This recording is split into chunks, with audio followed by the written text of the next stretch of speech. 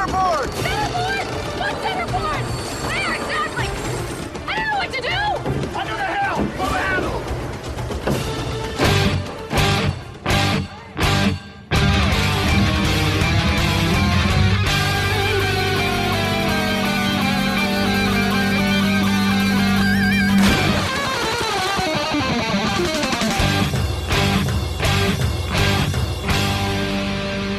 Welcome to the Mad Max Minute Presents Waterworld H2O minutes at a time. I'm Rick. And I'm Julia. And today we're talking about minutes 105 and 106, which begin with Helen, Enola, and the Mariner hanging out on the starboard outrigger, and end with the Deacon making a simple request for sharks. We kick off this week's episode with the Mariner extending the lounge chair on the outrigger. I'm not sure if I necessarily like the construction of this chair, because while it does fold flat, when you bring it up, that top section is held in place by the tension of a line that goes from the seat back to the seat bottom. Yeah, and the maneuver that they're about to do with this chair does, I think, call into question the structural integrity of the chair. It's putting a lot of faith in that cable. It really is. Because there's a lot of forces that are going on that are all focusing on that chair and on that cable. I guess when you're sitting in it, you only need the bottom portion folded up, and that is held in place with a hinge. Sure, great, fine. The only instance in which you would have that top portion folded up and held in place with a wire is not so much when you're sitting in it, so the line is interfering where your arm is. You'd be standing up leaning on it, and therefore the line would be down by your midsection there, so it wouldn't be as in the way. Yeah. I'm just looking at it from a comfort point of view. Right. And it's so narrow. It is very narrow.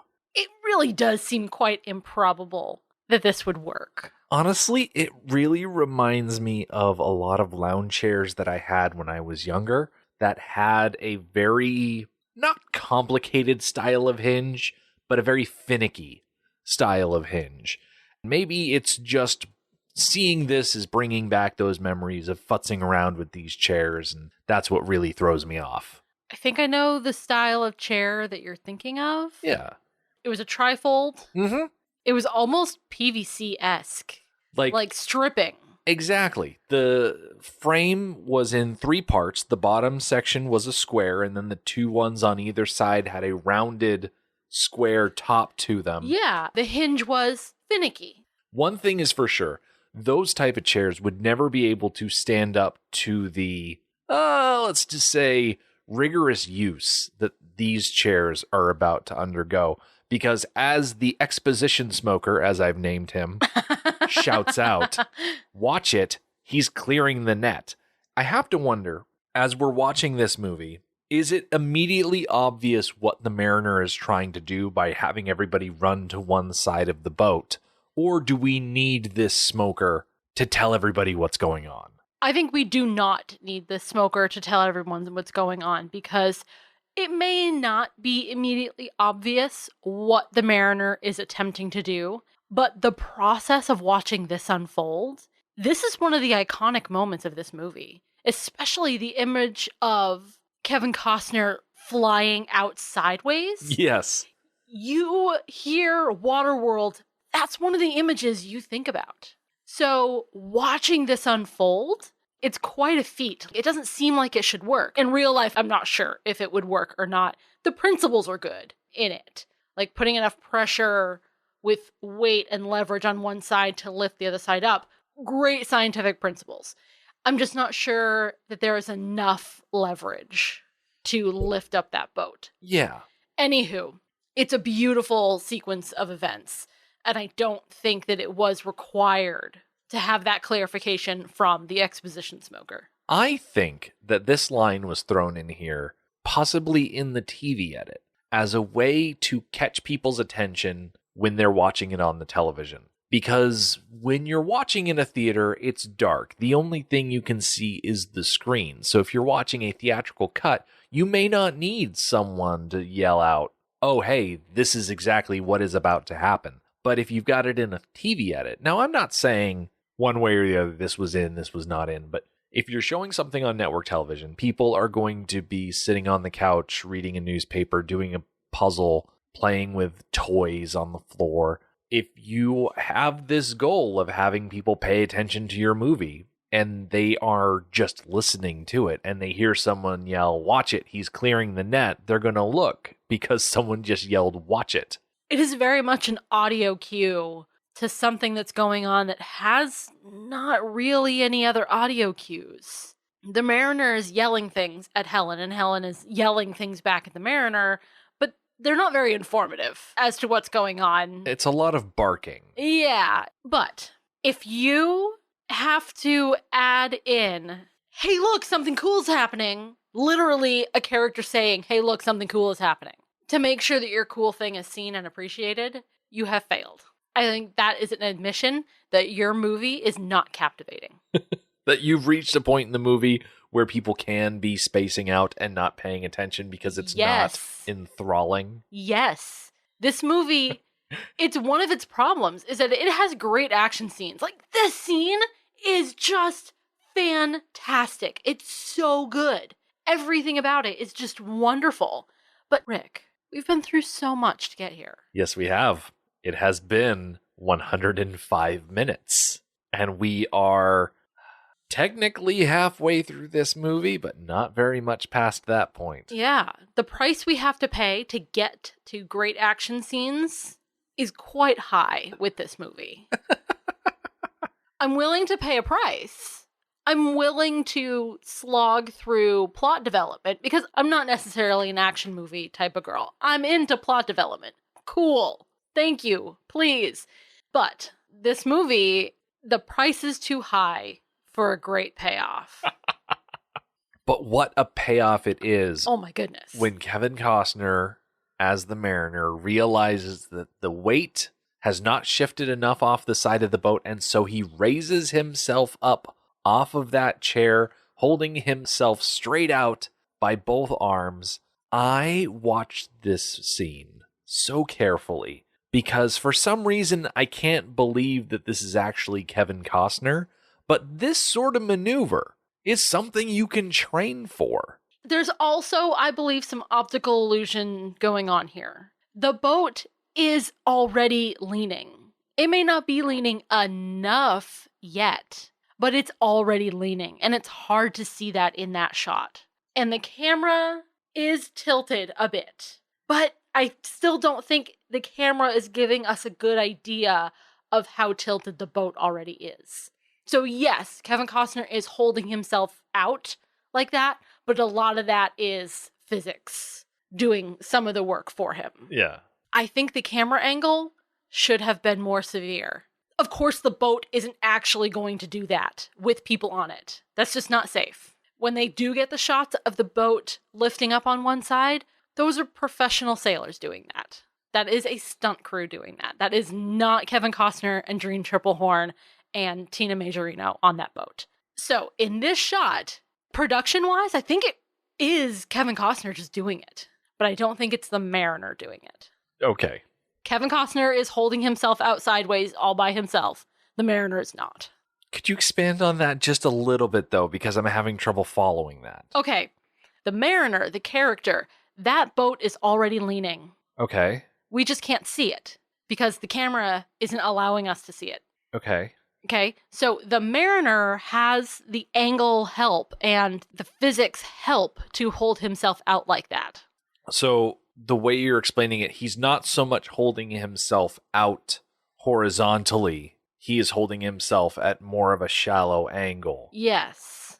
I still think it's impressive, though, because he is pulling with one arm and pressing out with the other, and that's still an impressive feat. It's not Olympic, but it does remind me of, like, the separated rings. That sort of muscle discipline to be able to hold yourself up. Frankly, I'm not terribly impressed by the Mariner. I am impressed by Kevin Costner because Kevin Costner does not have physics helping him out here.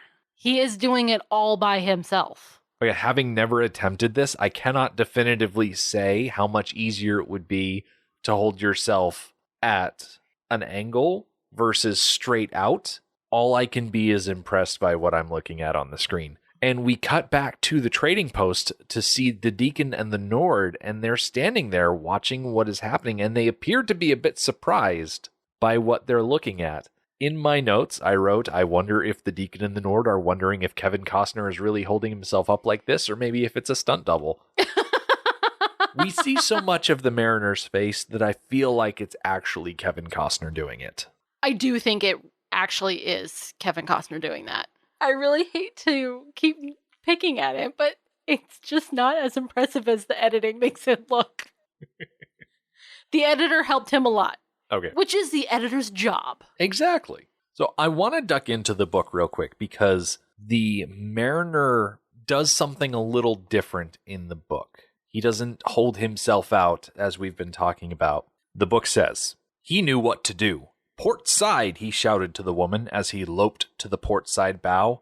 Now! He untied the hinged ladder and heaved it out onto the surface of the water, as if the sea were a wall he intended to climb. What are you? She cried as she reached the port side hull.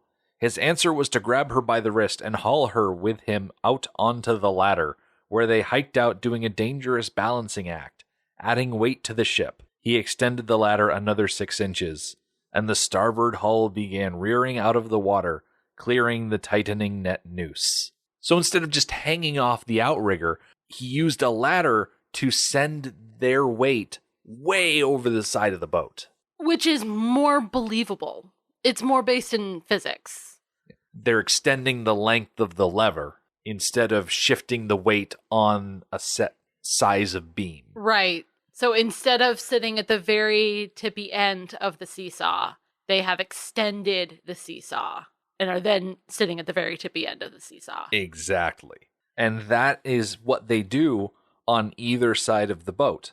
Now, as we go from one outrigger to the other here in the movie, Enola hitches a ride with the Mariner as he swings out on a rope from one side to the other. And as he's swinging, the Mariner commands Helen to go to the helm and get the centerboard.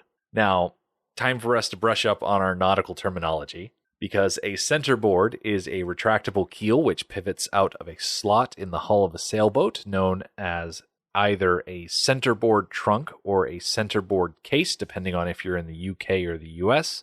The retractability allows the centerboard to be raised to operate in shallow waters, to move the center of lateral resistance, to reduce drag when the full area of the centerboard is not needed, or when removing the boat from the water, as when trailering. The centerboard was invented by an officer of the British Royal Navy named Lieutenant John Shank. He's credited with the invention, however, Shank gave credit for the idea to a British brigadier general named Earl Percy.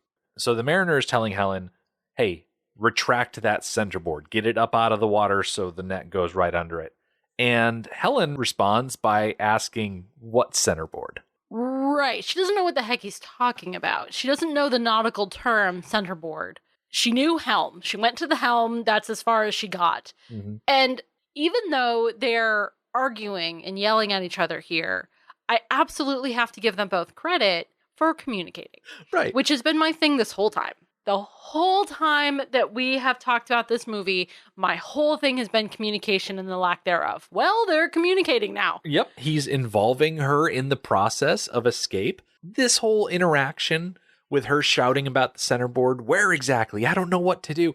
It gets a chuckle from me, a sensible chuckle. What I like about that from Helen is the idea that it's okay to not know things. It's okay to be wrong. It's okay to make mistakes. It's not okay to lie about it. It's not okay to pretend that you didn't, or that you do know what's going on. You didn't make a mistake. That's what's not okay. Sometime in like elementary, middle school, there was a sign on the wall. So, very teachery that was, you haven't failed until you stop trying. So I like that she says, I don't know what you're talking about. If you tell me what to do, I can do it, but I don't know what it is that you want. I need more details. Mm-hmm. So I really, really appreciated that. And he did. He yelled at her under the helm, pull the thingy, and she did. Yep. So, great. The yelling worked. Hey, I need you to do a thing. I don't know what you're talking about. Here's what I'm talking about. It got done. I can't help but feel like it would have been useful instead of just shouting, go to the helm, get the centerboard, because nothing is labeled in these vehicles.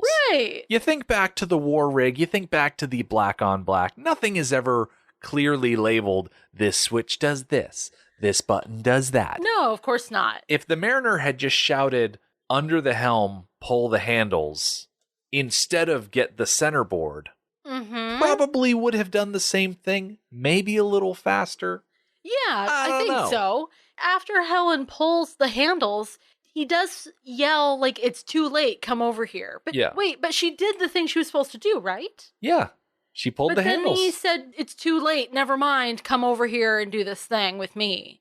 So I was a little bit confused about that, but whether or not she actually accomplished the thing she was supposed to, because I thought she did. Yeah. It's possible that by her pulling those handles like she did, she took care of the centerboard. But he probably didn't see it because he's halfway across the ship. Right, he's very distracted. So the instance here is stop messing around with the helm. We need to get over here to pull the other end out of the water. Yeah. But it's by far the best teamwork we've seen out of them Oh, absolutely. in this movie. And they cut it really close. Oh, with they that net. do. Because as the other rigger pulls out of the water, we can see that the net is caught on either the keel part that's coming down from that outrigger or another part of it, but it's pulling and it's straining. And they don't break free from it initially, but it does snap on that sharpened blade coming out of the outrigger, which is extremely lucky on their end. Yeah, it snags long enough to create some tension, but not long enough to actually worry us. Thought it was a nice touch. Yeah.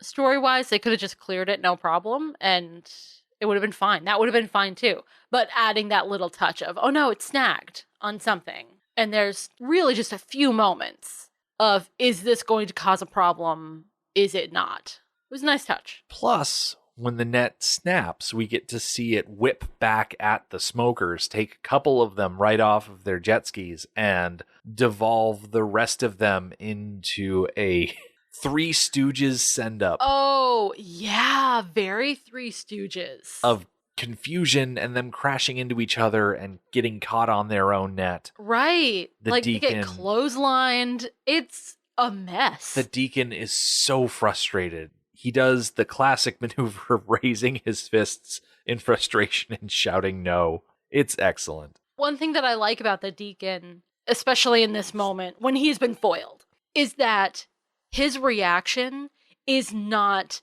violent. You can think of maybe a typical movie villain where they don't get their way, and their reaction to that is to hurt somebody or destroy something. The first one that comes to mind as an example is in the movie Anastasia, Rasputin. When things don't go his way, he'll destroy things around him. And it's quite comical the way that it's played by Christopher Lloyd. It's a fantastic role. But it makes people around him nervous. Yeah. That they're going to be too close to him when something goes wrong. So the Deacon here, I mean, he's got the Nord literally right next to him. They are shoulder to shoulder. So if he wanted to be violent in his frustration, there is no lack of targets. But he doesn't. He's not that kind of villain. Yeah, he's just not that kind of guy. Which I appreciate. There is additional trouble in the book that befalls the Trimaran right around this time. Helen has gone below deck to take care of the centerboard, but the Mariner calls her back to get to the starboard side, and the book continues. As he did, he caught sight of a berserker on a jet ski, not part of the Dragnet team, bearing in on the prow. He was reaching for the girl, who was goggle-eyed with fright. "Duck!" the Mariner yelled. She did, and still leaning out to snatch her, the berserker slammed into the Trimaran's prow at full speed, shattering a forward crossarm and vanishing beneath the boat and the water without so much as a whimper. Skipping forward to where the Mariner returns to the helm, jumping back into his cockpit, he kicked open a hatch that would give him the raw speed he needed now. A pedal was revealed, and he slammed his foot on it. Firing the foredeck air mortar, His emergency ace in the hole went rocketing over the head of the startled child on the hull. "What?" the woman said, looking up after the comet he'd fired. She was beside him again, he noted. "Spinnaker," he said. The triangular box kite head sail, like a star in the daytime sky, gave them just the burst they needed. The smokers were suddenly far behind them. The battle was over. This spinnaker is probably one of my favorite features of the trimaran because it is so unexpected. At this point in the movie, I feel like we'd seen all of the tricks that this boat had to offer. I feel like as a character, this boat has been shown to us. But typically, like a character, something new can be shown at any time. And it's not uncommon for a character to come out with a trait we didn't know they had late in the movie when it's absolutely necessary. So if you're looking at this boat like a character, which we tend to do in our movies, to give character traits to the vehicle, this is absolutely in line with good storytelling. I don't entirely believe that the mortar that we see pop out of the deck and fire could necessarily hold all of the structure needed to inflate a kite like this, because it is very boxy looking. There seems to be some structure to it, more so than a regular spinnaker, but the image of it popping out, firing, and then unfurling in the wind is quite excellent. Ducking back into our nautical terminology, a spinnaker is a sail designed specifically for sailing off the wind from a reaching course to a downwind, i.e. with the wind 90 or 180 degrees off the bow. The spinnaker fills with wind and balloons out in front of the boat when it is deployed, called flying. It is constructed of lightweight fabric, usually nylon, and is often brightly colored. It may be optimized for a particular range of wind angles as either a reaching or a running spinnaker by the shaping of the panels and seams. The spinnaker is often called a kite or a chute, as in a cruising chute, because it somewhat resembles a parachute in both construction and appearance. This should not be confused with the spinnaker chute, which is a hull fitting sometimes used for launching and recovering the spinnaker. A purported etymology has the first boat to carry this sail being a crow's yacht named Sphinx, from which Sphinx's acre was eventually turned into spinnaker. Okay. This is one of the iconic sails. Like when people think of sailboats, this is the sail they think of, is the spinnaker, because it's the big one that's brightly colored. Yeah. And it's been translated in a very interesting way. It's less a spinnaker, certainly not a classic spinnaker, and more a kite. It reminds me of kite sailing. You might see people on a wakeboard out on the water with two handles up to a large kite in the sky, or maybe they are on land on a sort of wheeled cart being pulled along by the wind. But that's what I imagine when I look at this. Yeah, that's quite reasonable, and this certainly serves the same purpose as a spinnaker, that it is intentionally catching a certain type of wind, and it is meant for speed. Mm-hmm. And I guess the mariner is very lucky that it's the right wind. Yeah. Yeah. For this spinnaker to pull them away in the right direction. You can see on his face him checking the direction of the wind before he deploys this thing. He's looking around at everything, because if he needed to adjust his heading based on which way the wind was going, you know that he would turn that boat before deploying this thing. Yeah, because there are many directions he could go to get away from them that would work. Almost 360 degrees of options. Yes. Now, I just noticed something. I just want to review the footage. It does even kind of look that once the spinnaker is released, we then switch to a front side view, and it does look like the boat is turning a bit. So it wasn't all movie perfect that he was going in the right direction for the wind. The spinnaker did pull him a bit. Mm-hmm. So the Deacon, in his frustration, tells one of his underlings to give him a rifle. I love the move where he licks the tip of his thumb and then swipes it across the gun for luck, and he says, "Boy, if you want something done right, you've got to do it yourself." And he takes aim and he fires a single shot at the mariner, and the bullet punches right through the mariner's torso. We can see its lower abdomen And as the Deacon says, I winged him, it's fairly obvious to me that it's not a fatal shot, but is enough of a shot that it is going to bleed and it is going to hurt. Yeah, it is. It's a pretty nasty shot. I think it could definitely kill him. Oh, if it gets infected, sure. Yeah.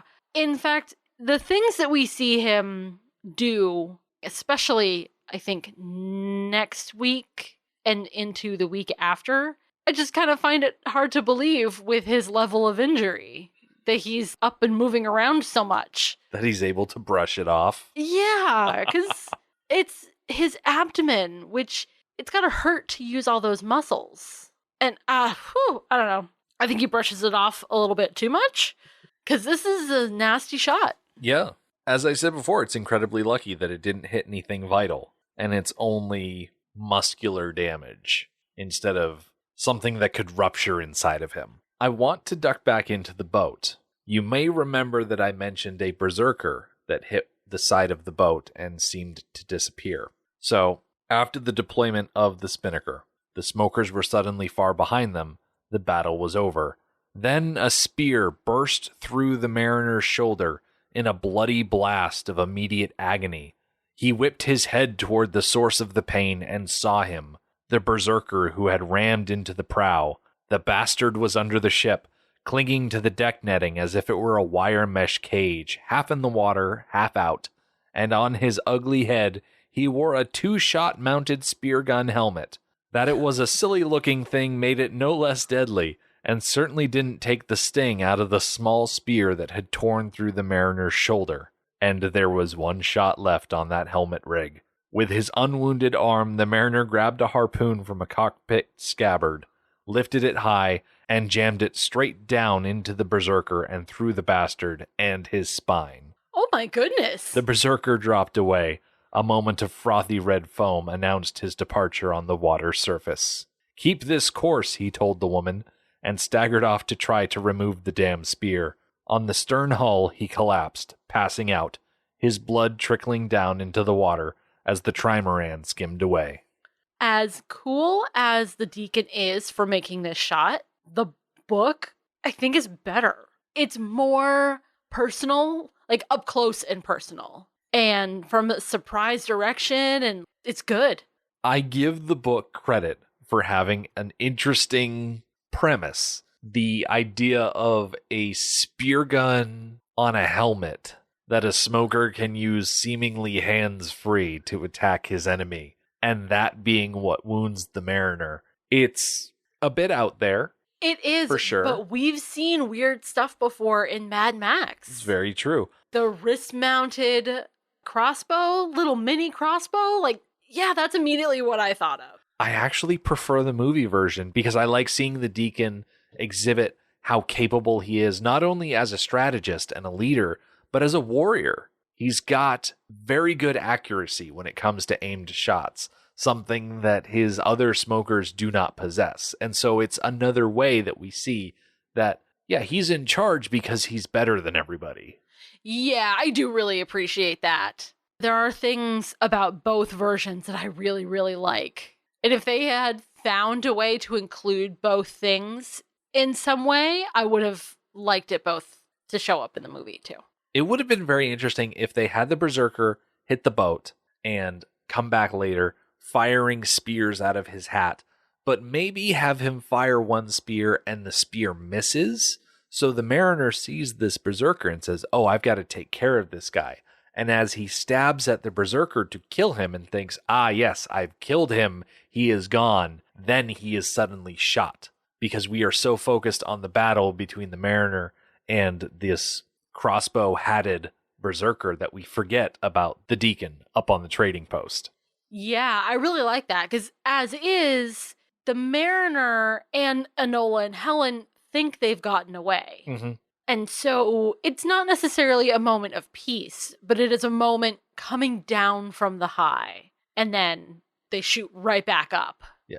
I think it's very well done either way. Yeah, I agree. And so the trimaran continues sailing away, and we stick with the Deacon and the Nord for a bit. The Nord wants to load all of the gas that they have into one boat and then run the trimaran down. The Deacon is not on board with that plan. According to him, you can't catch him with 10 boats, and you want to send just one. Well, I pray that you're joking. And as he looks through the spyglass, he notices that there is indeed a trickle of blood leading from the mariner down into the water. And so the Deacon says, "Bring me the trackers," meaning sharks. So, not remembering what happens with this next, do they have trained sharks that are trained to track blood and lead them there? The Raider script has a lot of sharks. This movie, we get 2 fins sticking out of the water, and that's it. But in the Raider script, there are sharks on leashes that are hauled around with the pirates that they unleash on their enemies in multiple different instances of the story. Oh my goodness. And it's something that is sorely missed here in the main movie. I think so. Because if you have sharks, you use the sharks. Not that they're necessarily going to be as cool as something with a laser beam on its head, but it's going to be a whole lot more effective than ornery sea bass. Am I going to be disappointed in the resolution of this statement? Oh, yes. Okay. It's going to be very lackluster. Okay. But we'll see that in upcoming minutes. Yep. So as we put a pin in things for this week, come back next time when Helen will confront the mariner about his intentions to sell her to slavers. The mariner will demand to know what makes Enola's tattoo so important, and the two of them will just keep arguing about dry land. The Mad Max Minute podcast is a fan project by Rick and Julia Ingham. Waterworld was written by Peter Rader and David Toohey, directed by Kevin Reynolds, and presented by Universal Pictures. Mad Max Minute is produced and edited by Rick Ingham. Our opening music is Verdi's Dies Irae by Daniel Batista of danielbatista.com. Our home on the internet is madmaxminute.com. You can follow us on Twitter at Mad Max Minute. And like us on Facebook by searching Mad Max Minute and join our Facebook listener group, Mad Max Minute Beyond Microphone. If you'd like to support the podcast, visit patreon.com/madmaxmin. Thank you for joining us for Waterworld episode 53. We'll see you next time.